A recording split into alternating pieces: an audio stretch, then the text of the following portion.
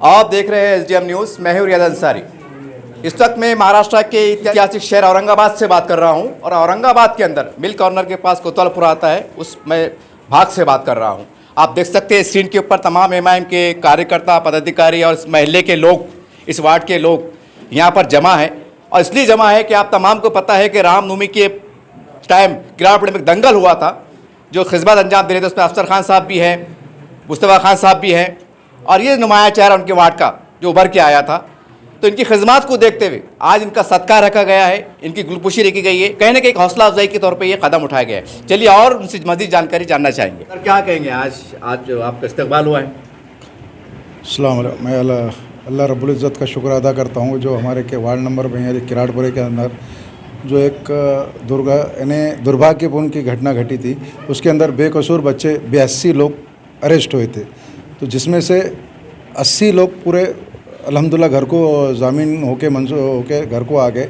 और इसमें हमारी जो टीम थी एमआईएम की तरफ से, मैं स्टार्ट से यानी आगे अभी भी और आगे भी रहूँगा इंशाल्लाह। और इसका हमारे असद साहब ने कम से कम 3 से 4 बार 7 बार मेरे को कांटेक्ट में फ़ोन पे बात किए, क्या चढ़ रहा है, कैसा चढ़ा है। उन्होंने गाइडलाइन दी हमको कि भाई ऐसा नहीं, ऐसा करो, ये वकील कन जाओ, वो वकील कन जाओ। हम खिज़र पटेल कन गए, खिज़र पटेल कने गए, ख़ान सलीम खान कने गए और दूसरे लोगों वकीलों कने गए। हमारे साथ साथ में हमारे पास जो काम करे वहाँ पे अपने अफसर खान साहब ने भी करे और मुस्तफ़ा खान ने भी करे कि हमारे वहाँ पे टीम वर्क बन गई थी। एक टीम वर्क करके काम करके हमने पूरा सब लोगों का, हमारा मकसद ये था कि जितने भी बेकसूर बच्चे गए हुए उनको किसी तरीके से घर को वापस लाना, हमारा ये मकसद था। और सबसे ज़्यादा मैं मुबारकबाद देता हूँ औरंगाबाद की आवाम को, जो उन्होंने रमज़ान में उन गरीब बच्चों को और जो बेगुनाह बच्चों के लिए दुआ करे, वो दुआओं का असर कोर्ट में दिखा। जो वहाँ के वकीलों ने सही तरीके से पैरवी की है, उनकी पैरवी करने के बावजूद ही सेशन कोर्ट ने उनको ज़ामीन दिया, ताकि कहीं ना कहीं उनको भी लगा कि ये काम, जो बच्चे जो अंदर गए हुए ये इनका काम नहीं है, बेगुनाह बच्चे। तो ये इस तरीके से काम को अंजाम हुआ। और मजलिस इत्तेहादुल मुस्लिमीन की तरफ से मैं शुरू से और अभी तक था और इसके आगे भी इंशाल्लाह आगे भी रहूँगा। सर, जैसा ये वाक़या हुआ सर, और तमाम सोशल मीडिया पे है, मीडिया पे मौजूद है, जिस तरह की वो बयानात आए, सारी बात आई, तो आपको और आप एमआईएम के थे और आपका वो वार्ड भी था, तो कैसा कुछ नाराज़गी, कुछ लोगों की ऐसी बातें, कुछ ऐसा तल्खियाते हैं, कुछ का सामना करना पड़ा आपको? नहीं, ये देखो, ये दुनियादारी है, चलते रहता। जो अच्छा काम करेंगे उसके लिए तो लोग बोलने वाले, जो बुरा काम करेंगे वो पहले से बोलते हैं यार वो बुरा है, उसको जान दो, उसको कहेगी, उसको मुँह को लगना।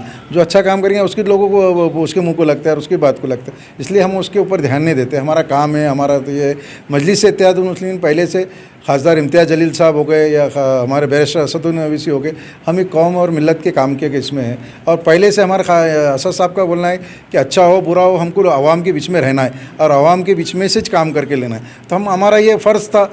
मैं खुद वहाँ का लोकल का आदमी हूँ, मैं एमआईएम का कारपोरेटर हूँ, मेरे बाप दादा वहाँ के पैदाइश है हमारी, तो हमारा तो पहला मेरा फ़र्ज़ बनता कि मैं सबसे पहले आगे जाऊँ यानी। और दूसरी बात, मेरे खासदार अपने असदुद्दीन ओवैसी साहब ने जिस दिन 29 तारीख को एक्सीडेंट हुआ, 30 तारीख के दिन सवेरे उन्होंने 11 बजे फ़ोन मारे कि भाई ये क्या है आपके वार्ड में, और आप जो काम, जो शरबत जो मैंने बांटा था वहाँ पे, वो शरबत की उन्होंने मेरे को मुबारकबाद दी कि आपने बहुत अच्छा काम करे और बहुत ये काम करे। और उस दिन सदर साहब भी मौजूद है, परसों के दिन हमारे असद साहब औरंगाबाद में आए थे, तो उन्होंने वही बात करे कि भाई आप मुबारकबाद के हकदार है और जो आपने जो काम करे काबिल तारीफ़ है। जो शरबत बांटे बोले मैंने देखा बोले और आपको मुबारकबाद भी दिया बोले। ये हालांकि गवाह है बात कि इसमें साहब ने से। और हमारे जो असद साहब कहीं भी रहो, वो औरंगाबाद की हर पल पल की खबर उनके पास में, हर पल पल की खबर रखते, कौन क्या कर रहा, कौन क्या करा रहा, कौन क्या बोल रहा, कौन ये। अब ये जो राजनीतिक बात है वो राजनीतिक, हम भी राजनीतिक दल से है, पर आज हमको राजनीतिक नहीं करना है। हम जो गरीब बच्चे, जो यतीम बच्चे और जो के बेकसूर बच्चे जो गए थे, हमारा पहला मकसद था उनको बाहर लाना। अल्हम्दुलिल्लाह हम उसमें कामयाब हुए। सारी इसमें करा के आप खुद 2-3 हमारे इंटरव्यू कवर करे, लोगों घरों पे गए, आपको बताया भी लोगों ने कि क्या मजलिस ने क्या करी और क्या नहीं करी करके। अब ये खैर वो आगे का विषय है कि कौन कैसा कर रहा, क्या करा रहा। हम मजलिस इत्तेहादुल मुस्लिमीन पहले भी आवाम में थी, आज भी है और इंशाल्लाह आगे भी रहेंगे। सर, जैसा रमज़ान का महीना चल रहा था और आप समझ सकते हैं कि जो लोग बच्चे अंदर गए थे, हाथ मजदूर थे, उनकी ईद के मसले थे, खर्चे के मसले थे, किराए भाड़े के मसले थे। बहुत खुल के पूछ रहा हूँ, जैसे आप बार बार असद साहब का नाम ले रहे हैं। हमने देखा कि शाहगढ़ के दंगल हुआ था, असद साहब ने काफ़ी फ़ंड उनको दिया था, तो आपको खासदार साहब ने इनकी तरफ कोई फ़ंड मिला गोपनीय सही कि भाई आप पहुंचा दो, ऐसा हुआ?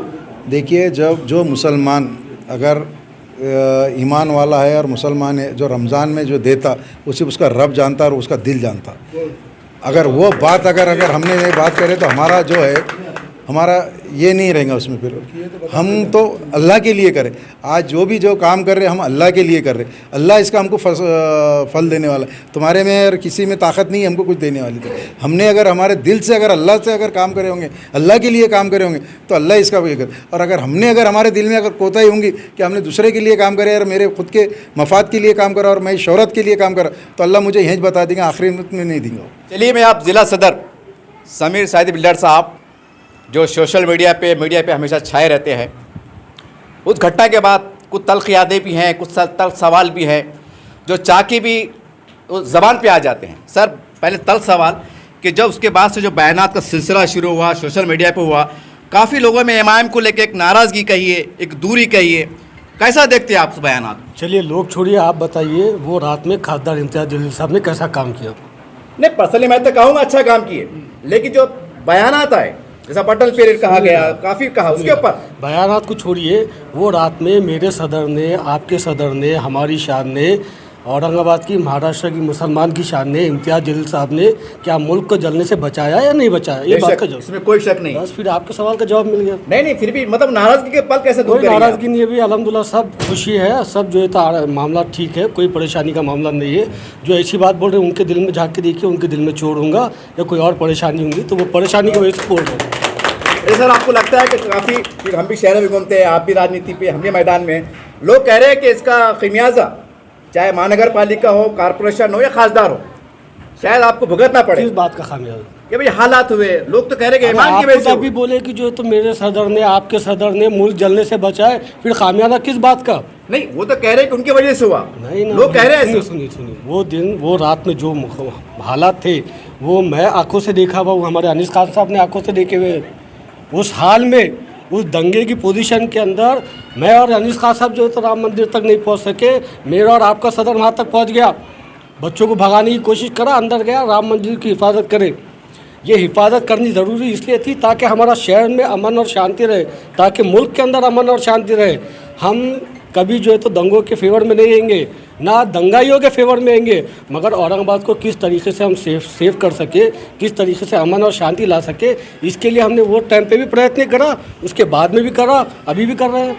सर, उस दिन ये भी एक बात चली कि खादा साहब पे कहने की उनकी जान लेने की कोशिश की गई, उन पर हमला हुआ, काफ़ी लोगों ने कहा है, क्योंकि आप जैसा आपने कहा कि हम मौजूद थे। ज़रा कुछ बता सकते खुल के या इशारे में क्या वाकई ऐसी घटना घटी थी? ऐसी कोई घटना नहीं घटी थी जनाब। मेरा सदर था, डंडा लेके, वीडियो आपने देखे नहीं क्या इम्तियाज़ जलील साहब की, जो तो आप सोशल मीडिया के ऊपर जाइएगा, वो शेर अकेला डंडा लेके पुरों के आंख पे भाग रहा था।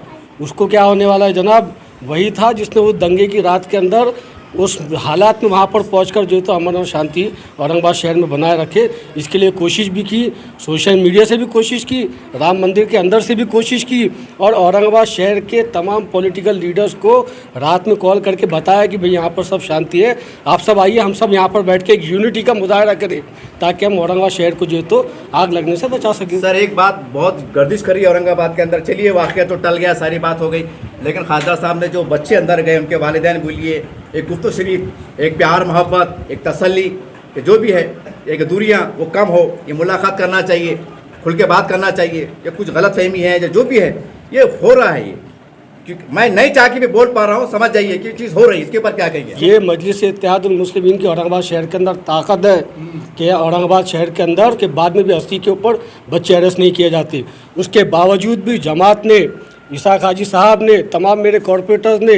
तमाम मेरे साथियों ने उन बच्चों को जिनको गलत तरीके से अरेस्ट किया गया था उनको जाकर छुड़ाया, बशर्ते समीर साजिद बिल्डर खुद कई बार पवार साहब जो N7 के पुलिस स्टेशन के PI है उनसे बात की, मुलाकात की कि भाई जो बच्चा उसके अंदर इन्वॉल्व नहीं है उसका अरेस्ट नहीं किया जाए। 200 से 250 बच्चों को हम लोगों ने सेव करने की, बचाने की कोशिश की, और अल्हम्दुलिल्लाह 2 दिन पहले इसाक हाजी साहब ने 4 बच्चों को अरेस्ट किया गया था, जिनमें से 3 को छुड़ा कर लेकर आए वापस और 1 को अरेस्ट किया गया। तो इस तरीके का काम भी जमात ने किया। मैं मीडिया कर्मियों से गुजारिश कर रहा हूँ कि हमारे ऐप गिनाने की कोशिश मत करिए, हमारे अच्छे काम भी गिनाइए। भूलिए मत कि अगर आप शहर में सुकून से और अमन से घूम रहे हैं तो इसका जो है तो श्रेय खासदार इम्तियाज़ जलील साहब को जाता है, ये बात याद रखिएगा। अब साहब जो जिनके दिमाग में दिल में एक गलत फहमी बोलो जो भी बैठ गई है, तो उनके नाम एक खुला संदेश क्या है? किसी के दिमाग में किसी के दिल में कोई गलत फहमी नहीं है भाई।